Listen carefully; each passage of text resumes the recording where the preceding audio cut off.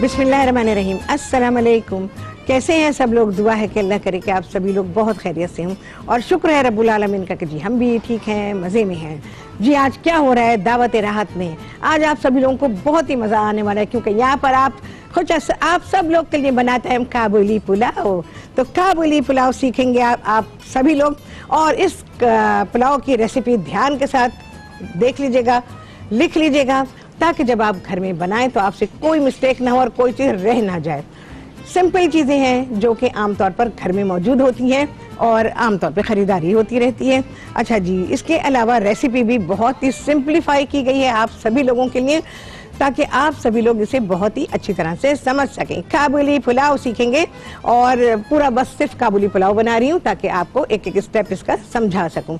आप सभी लोग मुझे कॉल कर सकते हैं और बात कर सकते हैं, जो दिल चाहता है अपनी फरमाइश कर सकते हैं। और ये काबुली पुलाव बन रहा है फरमाइश पर, बेशुमार फरमाइशें। आप लोग तो यहाँ पर फ़ोन कॉल पर एक आधी फरमाइश सुनते हैं, लेकिन सोशल मीडिया पे इतनी फरमाइशें होती हैं, पता नहीं कितनी सारी चीज़ों की फरमाइशें हैं जो कि मैं अभी तक नहीं बना पाई हूँ। बहुत सी बना भी दी हैं, बहुत सी बाकी हैं। तो चलें जी, यहाँ पर सीखेंगे काबुली पुलाव। अच्छा, काबुली पुलाव की मैं आपको चीज़ें लिखवा देती हूँ पहले, उसके बाद मैं इसका प्रोसेस शुरू कर दूँगी। सबसे पहले तो गोश्त और चावल, ये दो चीज़ें बेइंतहा अहम हैं इसमें। और देखें जी ये, अच्छा जी, गोश्त मैंने बहुत ही अच्छे पोर्शन का लिया है, बकरे का गोश्त है। आप बीफ में या मटन में इसको बना सकते हैं, दोनों में से कोई सा भी गोश्त आप ले सकते हैं। बीफ में भी बिल्कुल इसी तरह से बनाया जाता है शौक से, जैसे कि मटन में बनाया जाता है। अच्छा, 1 किलो गोश्त है और उसकी बड़ी बोटियां बना ली गई हैं। ठीक है जी, मैंने तो दस्ती ली हुई है, दस्ती के साथ सीना है, थोड़ा सा सीना है, बकिया दस्ती है। और क्या किया है गोश्त को, यहाँ ये बता देती हूँ, आपको पक्का हुआ नज़र आ रहा है।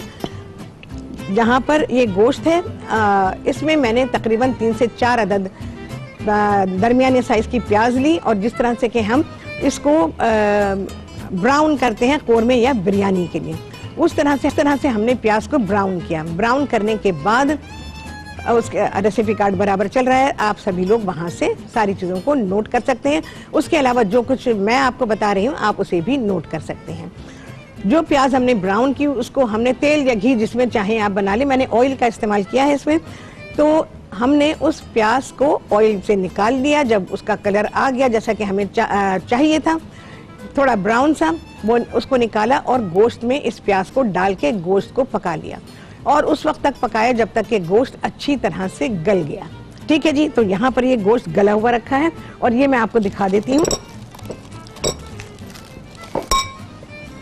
वो जो प्याज हमने इस्तेमाल की थी वो ये रही। इसका कोई काम नहीं है अब। ठीक है जी, हमने क्या किया, इसको जब गोश्त गल गया तो इसको छान लिया। छानने के बाद ये प्याज हमने अब डिस्कार्ड कर देंगे, ना इसमें अब फ्लेवर नहीं है तो ये किसी काम भी नहीं आएगी।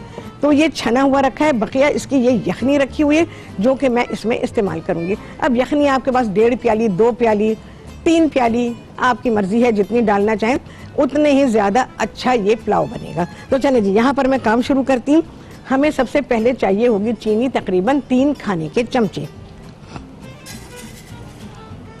और इसको हम कैरामलाइज करेंगे। ठीक है जी। अच्छा, शुगर जो है वो कैरामलाइज होगी इसमें, उसके बाद बकिया काम होगा।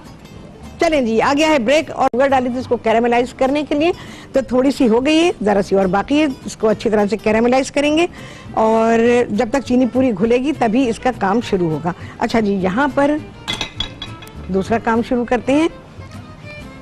यहाँ पर गाजरों को पकाना है। अच्छा, 1 किलो गोश्त है, 1 किलो चावल है और 4 अदद दरमियाने साइज की गाजरें हैं। ठीक है जी, बहुत ही थोड़ा सा कुकिंग ऑयल डालेंगे।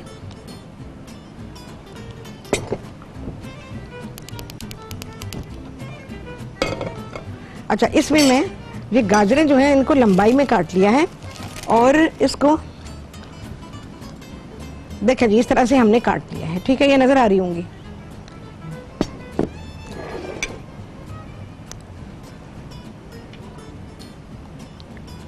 मैंने रेसिपी में लिखा हुआ है कि आप इसको घिस लें, आपकी मर्जी घिस लें, हमने घिसा नहीं है, हमने इसका मैच स्टिक जैसे होती है ना, उस तरह की इसकी स्ट्राइप्स निकाल ली हैं।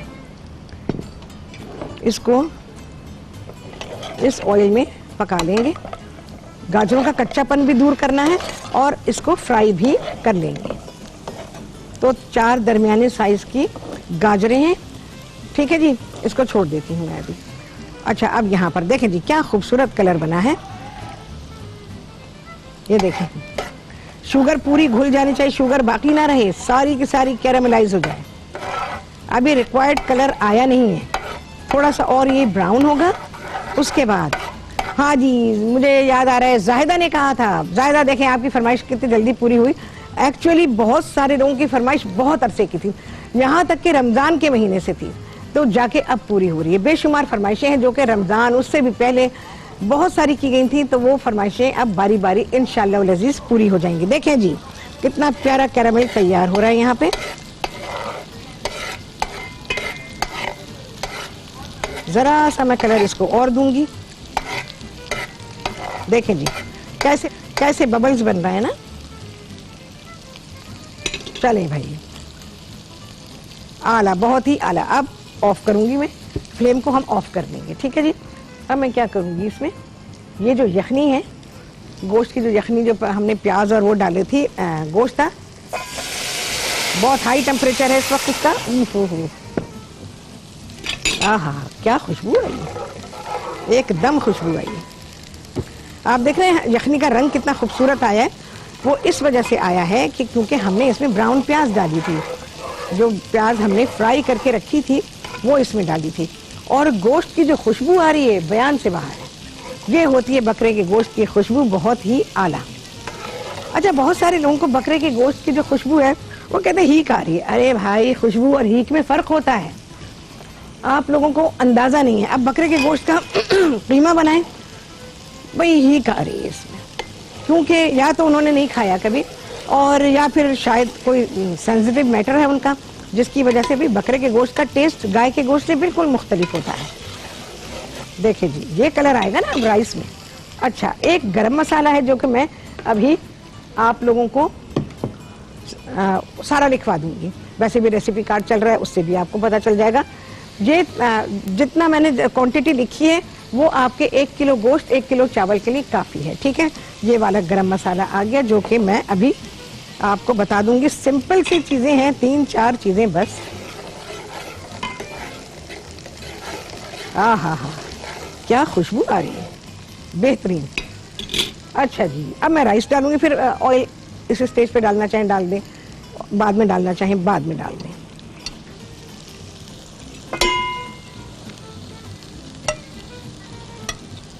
अच्छा, चावल हमारे 70% डन है, 30% हमने इनको में कसर छोड़ी है, ठीक है। तो इस बात को ध्यान में रखें क्योंकि यखनी में पक रहे हैं चावल।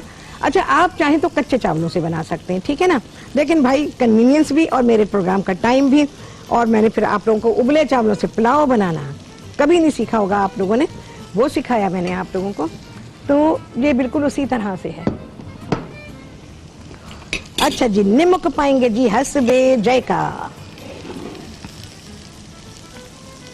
यखनी में नमक बिल्कुल नहीं है, गोश्त जब गल गया तो तब मैंने उसमें नमक शामिल किया है, ठीक है जी। चलें जी, हो गया, इसको मैं मिक्स करूं। क्या कलर बना है जी, आला कलर बना है। बहुत वाइट चावल नहीं होते हैं और हल्का रंग भी नहीं होता है। अगर आपने प्रॉपर अफगानी पुलाव या काबुली पुलाव खाया है तो डेफिनेटली आपको पता होगा कि उसका रंग कैसा होता है।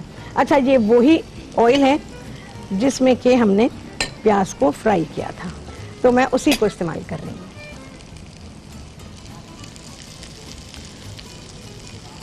चलें जी, ब्रेक आ गया है, इसके बाद क्या होगा आप सभी सीखेंगे ब्रेक के बाद।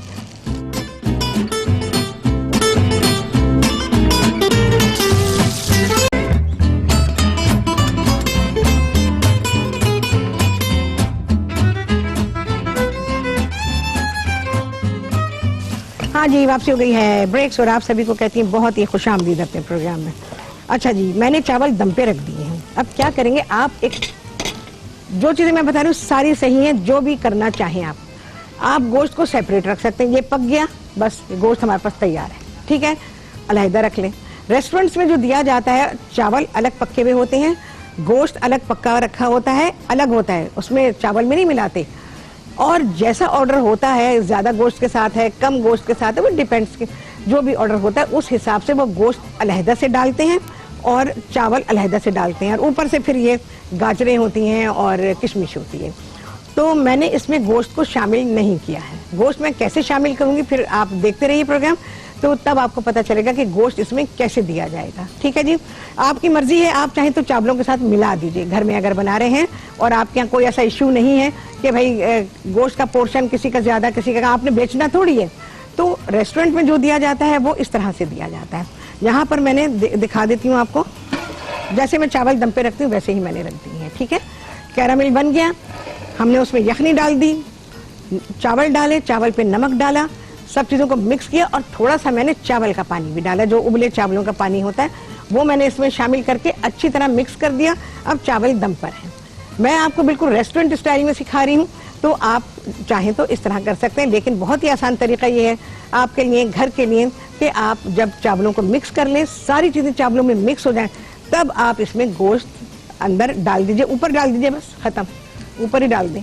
और उसके बाद फिर आप जब सर्व करेंगे तो फिर आप सर्विंग देख लीजिएगा तो आपको अंदाज़ा हो जाएगा। अच्छा जी, यहाँ पे गाजरें देखें कितनी प्यारी कैरामलाइज हो रही, क्योंकि गाजर में शुगर होती है और वो अपनी शुगर में कैरामलाइज हो रही है।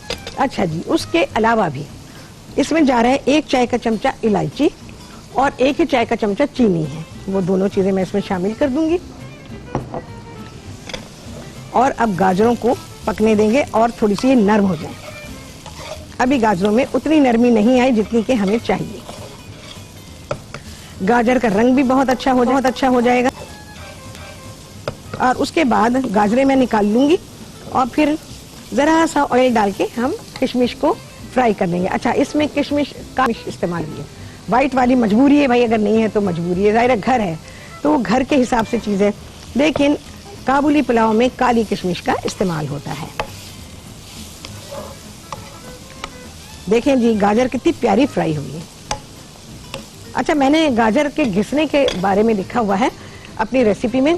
तो आप क्या करेंगे कि गाजरों को, जो आपका, जिसको आप सब लोग कद्दूकश कहते हैं, जो ग्रेटर है उसके मोटे हिस्से से निकालेंगे गाजर को। अगर आप ना काटना चाहें इतनी सारी गाजरें, तो फिर आप उसको मोटे हिस्से से घिस लीजिएगा, और अच्छे लंबा घिसा हुआ होना चाहिए। ठीक है, ये भी मैंने लिखा हुआ है रेसिपी में कि उसको लंबाई में आपने घिसना है, ताकि आपकी गाजरों का में जो आप ये गाजर पुलाव के लिए इस्तेमाल करेंगे तो उसकी शक्ल एक जैसी आनी चाहिए, ताकि उस पर खूबसूरती आए। खाने पे खूबसूरती का होना बहुत ही ज़रूरी होता है, अदरवाइज़ मज़ा नहीं आता। मेहनत की, पैसे लगाए, सब कुछ किया, पर खूबसूरती ना ला सके तो फिर बेकार है खाने का। इन द एंड आपको क्या करना है, उसको खूबसूरत बनाना है, अपीलिंग टू आई होना चाहिए। और जब खाना दस्तरखान पे आए, टेबल पर आए, तो जनाब ये खाना बहुत ही अच्छा लगना चाहिए। खाएंगे तो बाद में ना, पहले तो देखेंगे, देखकर खुश होंगे और उसके बाद खा के खुश होंगे। तो जो सारी चीज़ें मैं आपको बता रही हूँ, गाइडलाइन दे रही हूँ, उस गाइडलाइन को फॉलो करें तो आपकी कोई चीज़ भी ख़राब नहीं होगी। अच्छा, एक बात का ख्याल ज़रूर रखेंगे, गाजर आपने तेज़ आंच पे फ्राई नहीं करनी, जल जाएगी, ब्राउन हो जाएगी। ब्राउन थोड़ी करनी है, तो उसका कलर ब्राइट आना चाहिए। अच्छा, गाजरें ख़रीदते हुए बहुत ख्याल रखेंगे उसके रंग का। गाजरें जो अभी आई हैं, जो मौसम के हिसाब से हैं, उनका रंग तो है हल्का, और बाकी आती है कोयटा की गाजर। अब मुझे नहीं पता आ रही है कि नहीं आ रही है, तो कोयटा की गाजर जो है उसका रंग 12 महीने अगर मिलती है वो एक ही जैसा होता है। तो चाहे तो आप उस गाजर को इस्तेमाल कर सकते हैं, लेकिन उस गाजर की एक ख़राबी ये होती है कि उसमें तलखी होती है, थोड़ी सी कड़वाहट होती है। और ये जो गाजर आई है सीज़न की है, तो इसमें मिठास होती है। तो मैंने प्रेफर किया कि मैं सीज़न की जो है उसको इस्तेमाल करूं। अब ये कलर उसका नहीं बना है, कलर तो बनेगा भाई गाजर का दिसंबर के महीने में। कितनी बातें पता चलती है ना आप लोगों को, गाजर को फ्राई करने में टाइम लगता है।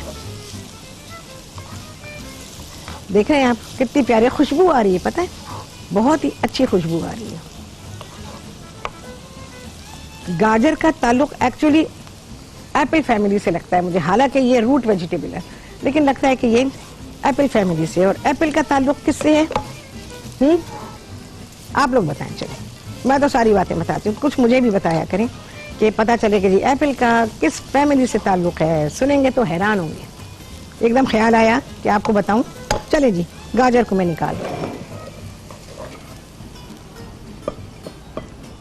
गाजर में नरमी आनी चाहिए, सख्ती नहीं होनी चाहिए, मजा थोड़ी आएगा पुलाव में सख्त सख्त गाजर खाएंगे तो।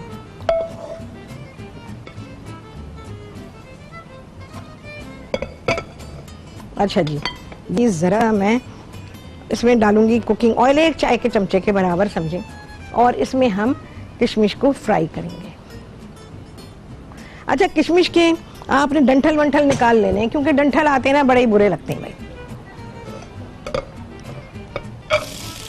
और किशमिश को धो भी लीजिएगा, धो के ड्राई करें। अच्छा, और क्या कर सकते हैं, देखिए आपकी मर्जी है। चले जी, ब्रेक आ गई है, किशमिश को फ्राई करूंगी, निकाल